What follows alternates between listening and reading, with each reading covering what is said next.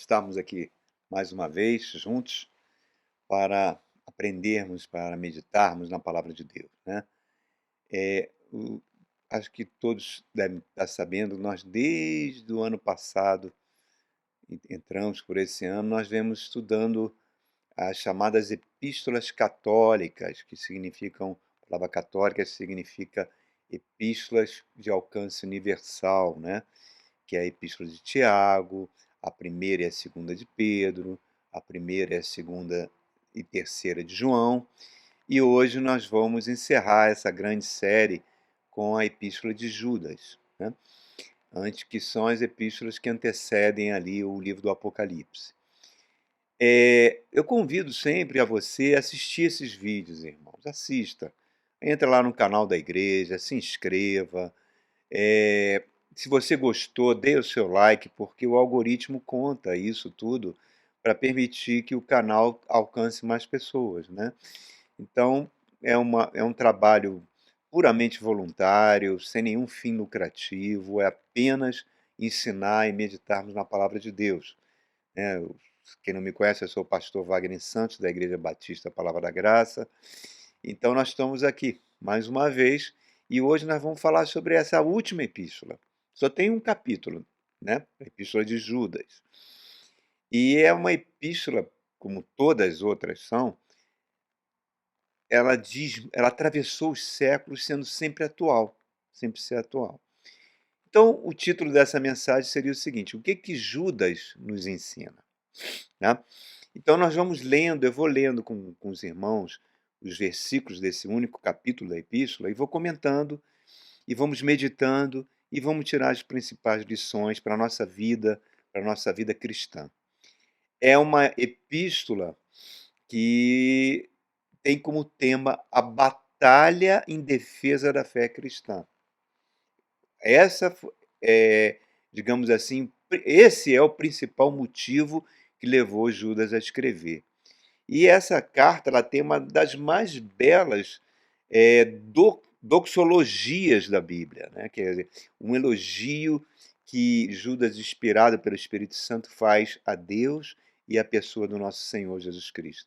Eu vou até ler para você. Fala assim: ora, aquele que é poderoso para vos guardar dos tropeços e para vos apresentar com exultação, imaculados, diante da sua glória, ao único Deus, nosso Salvador, mediante Jesus Cristo, Senhor nosso, glória, majestade, império e soberania, antes de todas as eras e agora por todos os séculos. Amém. Olha só, irmãos, que palavras fantásticas, que palavras inspiradas, que coisa fantástica que é dirigida à pessoa do nosso Deus e a do nosso Salvador, o Senhor Jesus Cristo.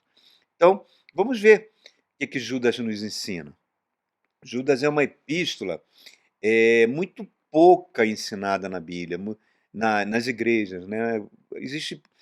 As igrejas não se preocupam tanto em ensinar o que Judas está escrevendo nessa carta. Mas ela é muito importante, muito importante. Então vamos juntos, vamos lendo os versículos. Eu vou começar agora lendo os 5 primeiros versículos. Diz assim: Judas, escravo de Jesus Cristo e irmão de Tiago, aos que foram chamados, amados por Deus Pai e guardados por Jesus Cristo. Misericórdia, paz e amor lhes sejam multiplicados. Que introdução linda, né?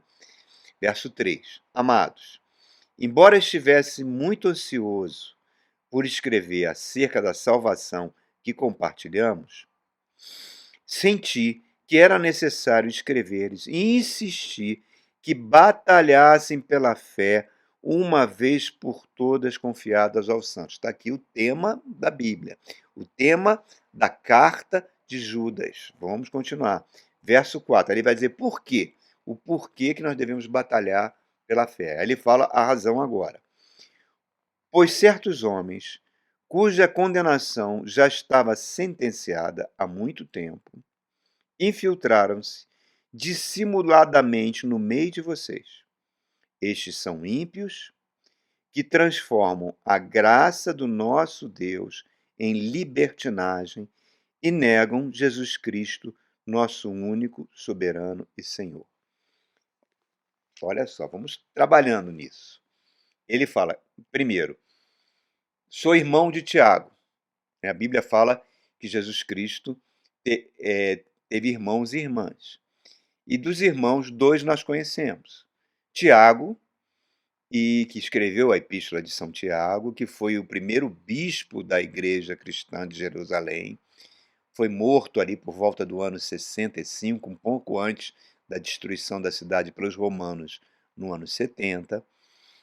E o seu irmão Judas, quer dizer, eles eram meios irmãos de Jesus, né? Foram filhos de José e Maria. Meio irmãos porque Jesus foi, o pai de Jesus foi o Espírito Santo de Deus. Mas, repare, olha como é que ele fala, eu sou irmão de Tiago. Tiago se converteu após a ressurreição de Cristo, né? Ele viu Cristo ressurreto e se converteu. Judas deve ter sido mais ou menos a mesma coisa. Mas ele, apesar de ele ser meio irmão, quer dizer, ele ter convivido com Jesus na sua infância, na sua adolescência, na mesma família, ele usa o termo eu sou escravo de Jesus Cristo. Eu sou servo de Jesus Cristo. Que coisa linda, irmãos. Que coisa linda essa humildade dele. E aí ele vem com um alerta. Um alerta que atravessou os séculos e que está urgente para os dias de hoje, né? Do grande perigo à existência da igreja na face da terra. Infelizmente, a igreja cristã ela vem sofrendo reveses, e isso já é previsto na Bíblia, né? Previsto, nosso Senhor Jesus falou sobre isso. Muitas pessoas, principalmente na Europa ocidental, Canadá, parte da Austrália, dos Estados Unidos, muitas pessoas consideram a igreja dispensável, né? E isso por diversas razões, algumas nós temos abordados aqui. Mas a igreja é a noiva do Cristo. A igreja é a que vai reinar com Cristo. A igreja é a comunidade dos santos. A igreja é o povo de Deus, é o novo Israel de Deus. A igreja é a guardiã da palavra de Deus. Então, por que Judas está falando para batalhar pela fé? Porque tem um perigo, e esse perigo atravessou os séculos. Esse perigo foi responsável pela destruição de Israel e de Judá, quer dizer, do povo do Antigo Testamento. A nação de Israel, tanto o Reino do Norte quanto do Sul, foi destruído por causa desse mesmo perigo. O diabo e os seus demônios usam esse perigo, sempre usaram e continuam usando, e agora não, desde o início da igreja ele vem usando, porque ele surge de dentro da igreja. Que é o quê? Os falsos mestres, os falsos pastores e os falsos profetas. Judas está falando, eles estão saindo de dentro do nosso meio. E nós devemos batalhar pela fé, nos defendermos contra os seus ensinos, porque os seus ensinos são heréticos e imorais. É isso que Judas está falando. E Judas vai falar mais umas coisinhas. Ele falou, ó, assim como Deus barrou a entrada na terra prometida do povo que saiu do Egito e acabou morrendo no deserto por causa da sua incredulidade, por causa da sua falta de fé. Esse povo foi barrado por Deus e não entrou na terra prometida. Deus pode aplicar o mesmo juízo sobre a igreja para aquelas pessoas que seguem esses homens e o ensino desses homens e mulheres que ensinam essas coisas, né? Então, repare, esse é o, digamos assim, o motivo da epístola. Aí olha só o verso 6 e 7. Nós vamos ler toda a epístola, comentando, e depois vamos fechar. Repare só, 6 e 7 ele fala assim, ó. O verso 5. Embora vocês já tenham conhecimento de tudo isso, quero lembrar-lhes que o Senhor libertou um povo do Egito, mas posteriormente destruiu os que não creram. Foi o que nós acabamos de falar. Agora olha o verso 6. E aos anjos que não conservaram suas posições de autoridade, mas abandonaram sua própria morada, ele os tem guardado em trevas, presos com correntes eternas, para o juízo do grande dia. Verso 7. De modo semelhante a estes, Sodoma e Gomorra e as cidades em redor se entregaram à imoralidade e a relações sexuais antinaturais. Estando sob o castigo do fogo eterno, elas servem de exemplo. Então, olha aqui. Judas está trazendo dois exemplos dos juízos de Deus. Primeiro, ele fala dos anjos de luz, anjos poderosos, seres celestiais poderosos que se demonizaram, se transformaram em demônios, se rebelaram contra Deus. Alguns desses anjos estão presos, um tipo de prisão espiritual, acorrentados, tipo de uma corrente espiritual, guardados para o juízo final. E o livro do Apocalipse fala que alguns desses anjos serão libertos na grande tribulação, onde vão infligir grande sofrimento à população da terra. Tá? Então, por que eles estão presos? Porque eles se rebelaram contra Deus. E aí ele cita exemplo das cidades de Sodoma e Gomorra e cidades vizinhas, que tinham uma devassidão sexual tremenda, mas que também foram destruídos, segundo o profeta Ezequiel fala no seu livro, que pela insensibilidade, pela falta de solidariedade, pela falta de amor para com os mais pobres e desfavorecidos. Tá? Então, reparem como essas coisas estão muito presentes nos dias de hoje. Tá? Aí ele continua. Ele primeiro falou desses anjos que sofreram juízo e dessas cidades que sofreram juízo de Deus. E aí ele vai comparar, vai trazer características desses pregadores. Olha só, vamos ver do verso 8 ao verso 10. Ele fala assim: da mesma forma, estes sonhadores, quer dizer, esses pregadores, contaminam os seus próprios corpos, rejeitam autoridades e difamam seres espirituais. Contudo, nem mesmo o arcanjo Miguel, quando estava disputando com o diabo acerca do corpo de Moisés, ousou fazer acusação injuriosa contra ele, mas disse: o Senhor te repreenda, Satanás. Todavia, eles difamam tudo o que não entendem, e as coisas que entendem por instinto como animais irracionais, nessas mesmas coisas se corrompem. Palavras duríssimas. Primeiro, ele cita um texto que não está no Antigo Testamento. É uma tradição judaica. Uma tradição que mostra que o arcanjo Miguel, Satanás queria o corpo de Moisés. Moisés, ele morre logo depois do discurso que ele faz, que gera o livro do Deuteronômio, né? Ele morre ali olhando a terra prometida e a Bíblia não fala onde ele foi enterrado.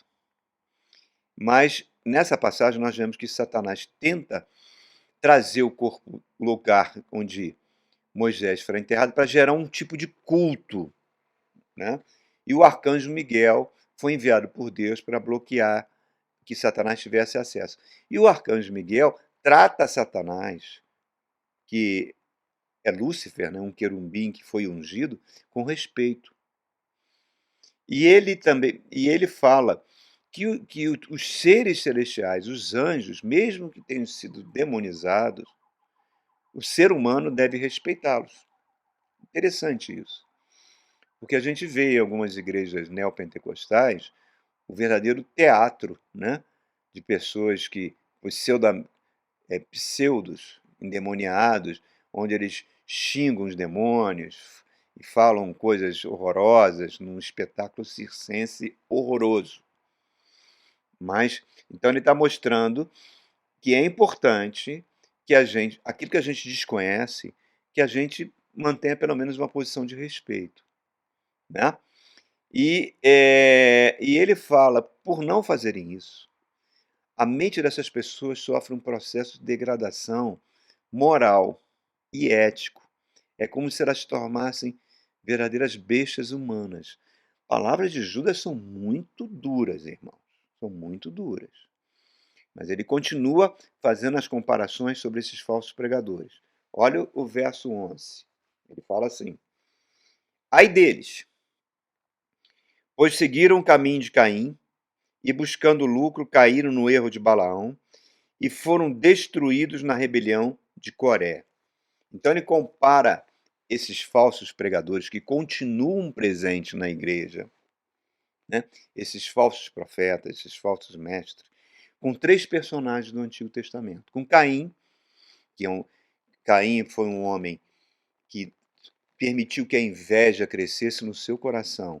Essa inveja gerou ódio e ele assassinou o próprio irmão, foi o primeiro homicida, né, da humanidade.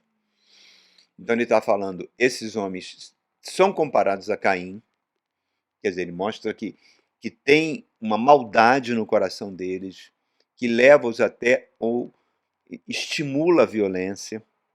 Segundo, compara a Balaão, que era um profeta de Deus que se corrompeu por dinheiro. E também se compara a Coré, que era um sacerdote no deserto e que se rebela contra a autoridade de Moisés e que leva a uma rebelião, que acaba a rebelião de Coré. E esse Coré acaba morto no deserto. Deus o mata.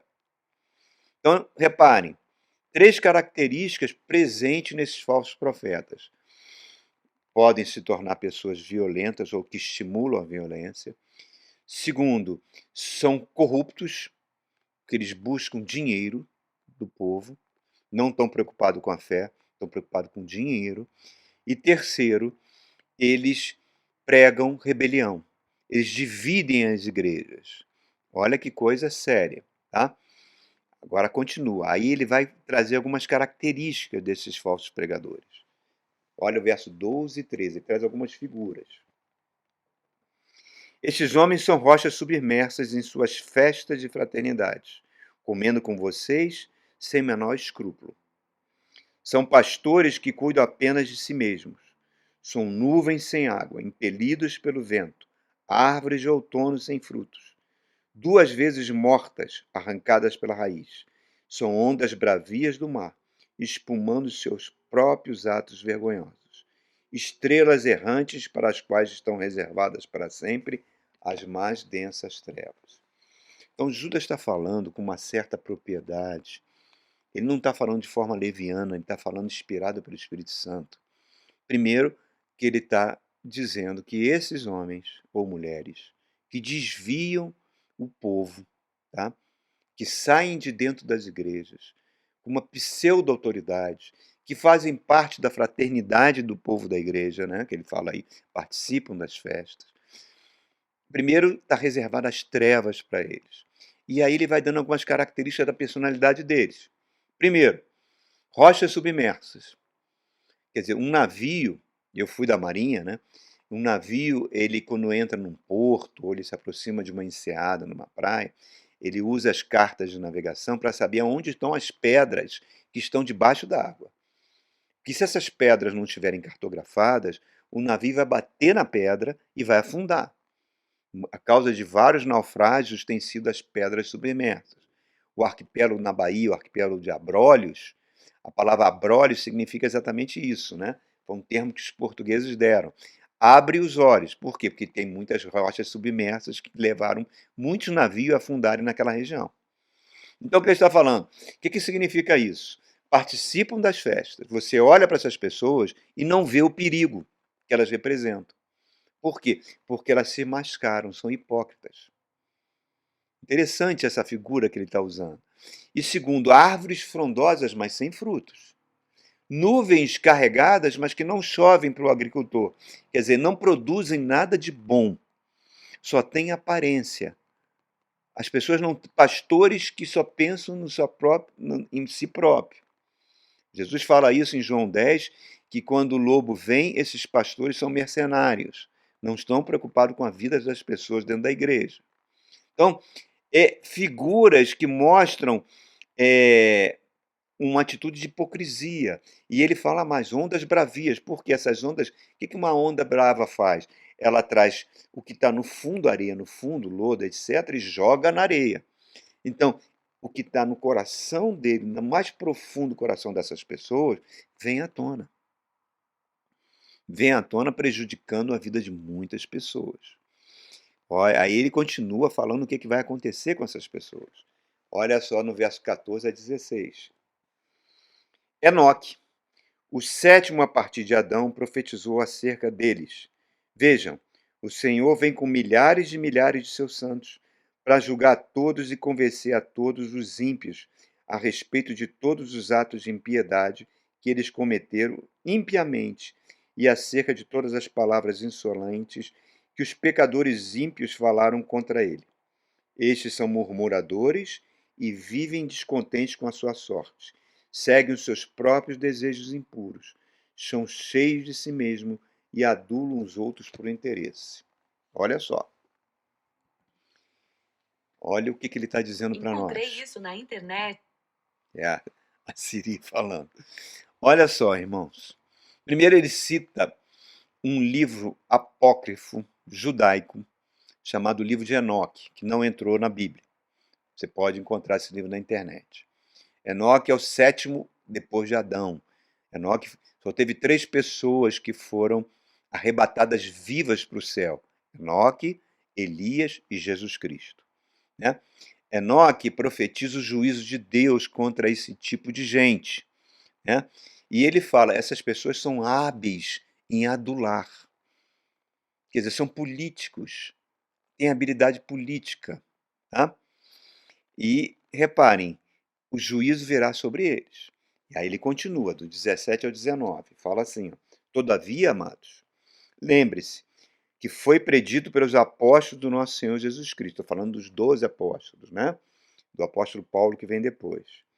Eles diziam a vocês: nos últimos tempos haverá zombadores que seguirão seus próprios desejos ímpios. Estes são os que causam divisões entre vocês, os quais seguem a tendência da sua própria alma e não têm o Espírito. Olha só.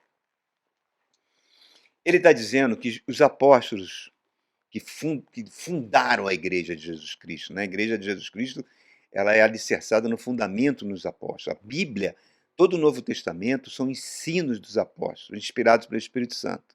E esses apóstolos, os apóstolos de Jesus Cristo, aqueles que viram Cristo ressurreto, não estou falando de apóstolos de pseudos igrejas de hoje em dia, não. Estou falando dos homens que estabeleceram a fé cristã, enviados pelo próprio Cristo.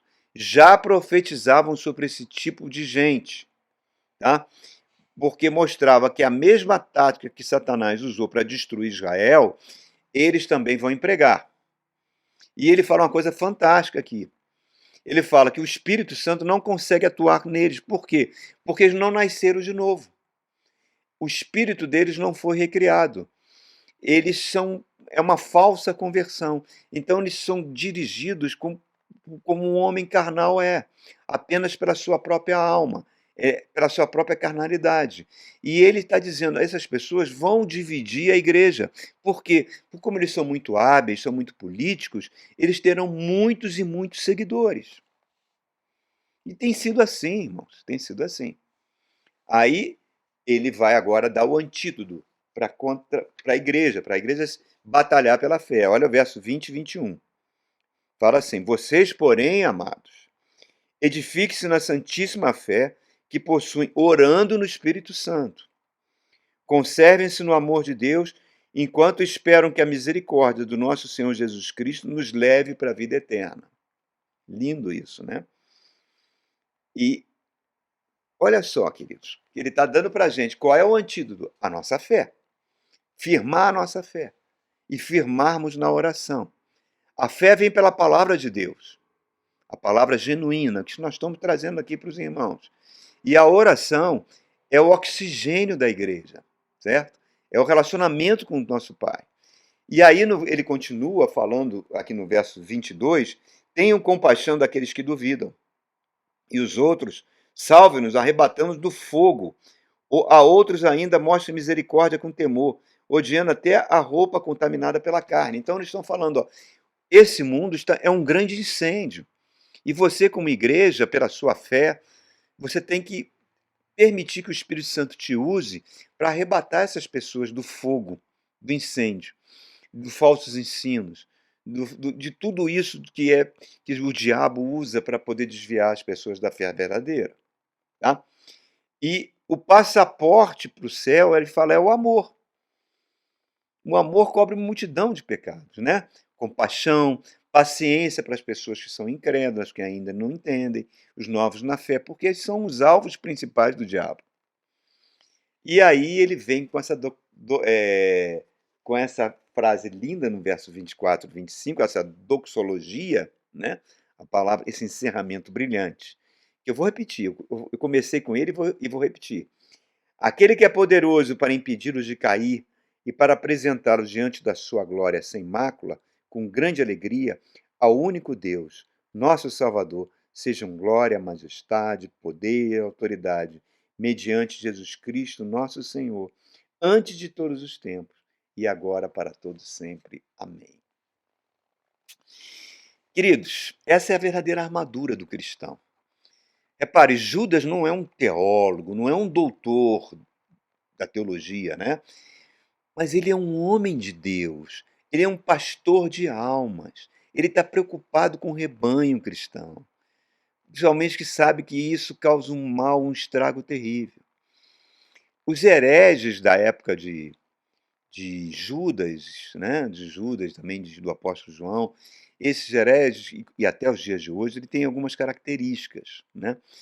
Basicamente, eles são antinominianos. O que, que significa isso? Antinomínios. Anti, né, um prefixo grego que significa oposto. E nomos significa moral. Então, eles são imorais. Né? A moralidade não faz parte deles. Por quê? Eles alegavam que a graça nos envolveu. Então, o corpo não serve para nada. Tem muito do gnosticismo nisso aí. Então, o que você fizer com o corpo não vai alterar a sua graça. Então, você pode usar o seu corpo para o pecado que quiser, o prazer que quiser, que nada disso vai alterar a sua salvação. Então, eles é como se fosse um vale-tudo, tá?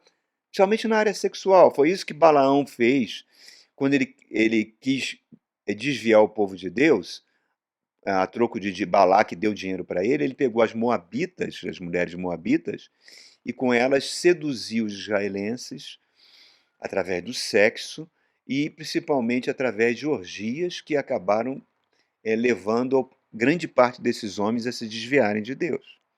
E todos morreram no deserto. Foi Balaão que concebeu esse plano. Então, esse tipo de pregador, ele entende o seguinte: a lei de Deus, com seus preceitos morais, é para o Antigo Testamento. É o Deus do Antigo Testamento, o Deus que manda conquistar, matar. O Deus do Novo Testamento é diferente. É um Deus bom, amoroso, misericordioso. Então, a lei de Deus não vale mais. O que vale é somente a graça de Deus. Perdeu a validade. Então, com isso, ele relativiza tudo, todas as tendências sexuais que Deus abomina. Deus abomina. Então, com o corpo, podia fazer o que quisesse. Israel foi destruído por grande parte, porque esses homens falsos profetas estabeleceram as prostitutas cultuais nos altos de Israel. Aproveitaram os cultos cananitas e faziam orgias, incestos, pedofilia, tudo valia, tudo era permitido, e hoje a gente está vendo essas coisas se tornando cada vez mais normais no meio cristão. Até a poligamia, né? Principalmente no século XIX, nos Estados Unidos, os mormons e outros aderiram à poligamia, e isso gerou até uma guerra dos mormons, né? Onde o governo dos Estados Unidos se rebelou contra esse tipo de atitude. E o fundador dos Mormons, Jonathan Smith, que disse que recebeu umas placas de ouro, que um anjo falou com ele e estabeleceu toda a doutrina da igreja Mormon, ele chegou a ter 30 esposas, irmãos. Davam homens de 60, 70 anos, davam crianças de 13, 14 anos para serem esposas deles. É uma coisa que depois foi abominada, e a atual igreja dos Mormons, a igreja chamada de Santos dos Últimos Dias, abomina essa prática de poligamia. Mas ela continuou, e continua até hoje com alguns. Então, reparem, tudo vai sendo deformado. Eu não vou nem entrar no mérito da parte sexual que a gente vive hoje, pela internet, etc., porque é uma verdadeira Babilônia. Outra coisa, agora tudo isso vindo do mundo, a gente espera, mas quando vem de pessoas que se dizem líderes de igreja, é um choque, né? É um choque. E é uma forma de panteísmo antibíblico, porque esses homens, quando eu falo homens, são homens e mulheres, eles fundaram várias seitas pseudo-cristãs. Eu não vou nem dar o nome aqui, tá? Que elas continuam até dentro do movimento neopentecostal hoje. Se chamam de igreja, mas não são igrejas. Tá? Porque muitos chegaram a dizer que a revelação interior era mais importante que a escritura sagrada. E esquece que em Gálatas, quando o apóstolo Paulo descreve aos Gálatas, ele fala: mesmo que um anjo de luz trouxesse um evangelho diferente do evangelho de Jesus Cristo, tem que ser considerado anátema, amaldiçoado, porque o próprio diabo, o próprio Satanás se traveste de anjo de luz. É demoníaco. Então, essas pseudo-seitas, elas prosperaram, se travestiram de igreja. Nos últimos 50 anos, isso foi muito grande. E atraíram muitos e muitos, muitos seguidores, que tiveram um poder financeiro e econômico muito grande. Ocuparam canais de televisão e a gente vê verdadeiros absurdos, né? Nos Estados Unidos, então, teve muitos. Aquele Jim Jones, que foi um pregador, ele chegava a ter relações sexuais com todas as diaconisas da igreja casadas. E ele levou o povo para a Guiana e levou 500 pessoas a cometerem suicídio coletivo, porque as autoridades americanas foram lá para prendê-lo por corrupção. E a gente vê também nos Estados Unidos isso, no Brasil está começando isso com muita força, igrejas formando milícias armadas contra a lei do Estado, contra os governos. Nós vimos isso aí quando o Trump foi passando o poder lá nos Estados Unidos, pessoas invadindo o Capitólio, armadas, milícias cristãs, irmãos. E isso nós estamos vendo no Brasil, essas coisas sendo formadas. Tá? Outra coisa que ele fala, que eles negam o Senhor Jesus Cristo. Isso aconteceu durante muitos séculos. Gnosticismo, docetismo, os nicolaítas, e principalmente com uma doutrina que surgiu mais ou menos no 400, foi até o ano 800, chamada arianismo, do bispo Ário do Egito, que negava que Jesus era 100% homem, 100% Deus. E isso ficou tão forte que gerou o segundo concílio da igreja, o concílio de Nicéia, e depois o concílio de Constantinopla, que disseram que Jesus era 100% Deus e 100% homem. O credo cristão, né, que a gente aprende desde novinho, creio no Senhor Jesus Cristo, na Santa Igreja, em Deus Pai, que Ele ressuscitou dos mortos, vai vir reinar para sempre. Aquele credo todo, ele surgiu nesse concílio, né? Por quê? Porque a fé cristã é um presente, amados, dado por Deus, que deve se irradiar dos corações humanos, atravessar as gerações e ser inalterável, e ela é fundamentada na Bíblia Sagrada. É um presente. Então Jesus está falando, nós temos que defendê-la dos ataques que nascem de dentro das igrejas.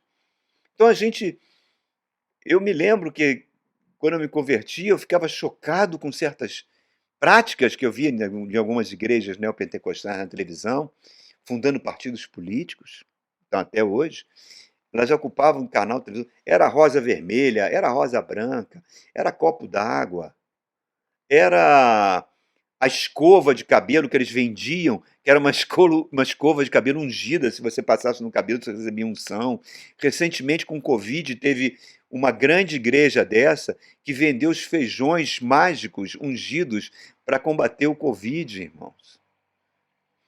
Era azeite de Israel, era água do Jordão, um sincretismo religioso terrível, diabólico, que não tem nada a ver com as escrituras sagradas, que entra dentro das igrejas e as pessoas não combatem isso, são omissas com relação a isso. Ah, deixa que a igreja de Jesus ele vai resolver. Não, Judas está falando, não, batalhe pela fé.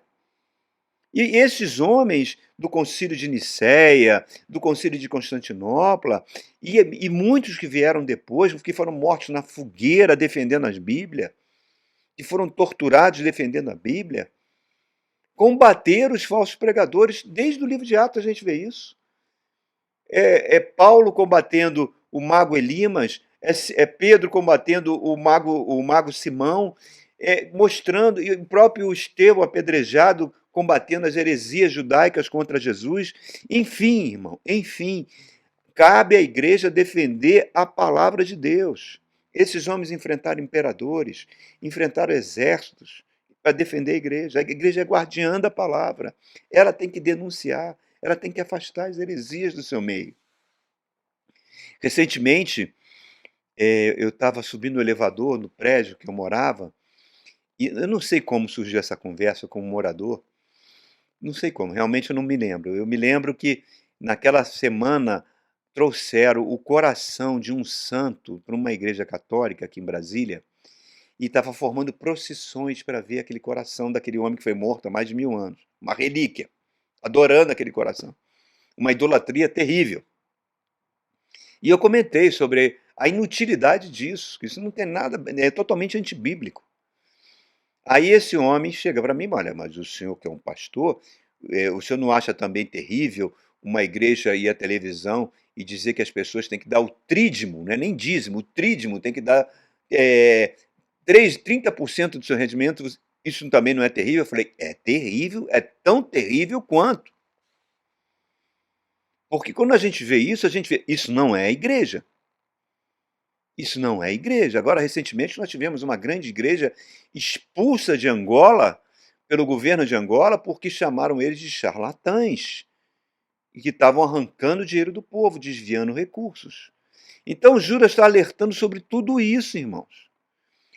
Que ele está mostrando, olha, o cano sagrado, a Bíblia, ela preservou a ortodoxia cristã, é a nossa garantia, senão nós seremos engolidos pelas ciladas do diabo. E essa é a realidade de hoje, irmãos.